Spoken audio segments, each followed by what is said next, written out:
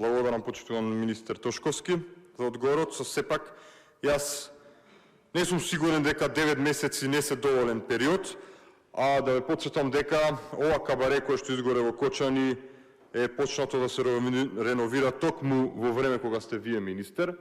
Така да мислам дека системот продолжува да живее и понатаму и тоа го овозможувате токму и вие како и сите други претходно. За жал, мислам дека недоволно Министерството за внатрешни работи ги таргетира ваквите потенцијално јавни објекти и јавни собиралишта. Јас само ќе истакнам неколку и очекував дека после оваа трагедија веднаш ќе биде реагирано за нив. Еве, нека се проверете како функционира од аспект на безбедноста бизнисот со кајчињата во кањонот Матка. Или меѓуградскиот превоз, каква е состојбата со автобусите на меѓуградскиот превоз во Прилеп, например. Или во градскиот превоз во Куманово.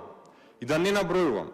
Значи има еден мал милион вакви потенцијално опасни точки, кои што треба веднаш да се проверат, да се запред за нивната работа и да се извршат темелни проверки, за да не ни се деси уште една трагедија.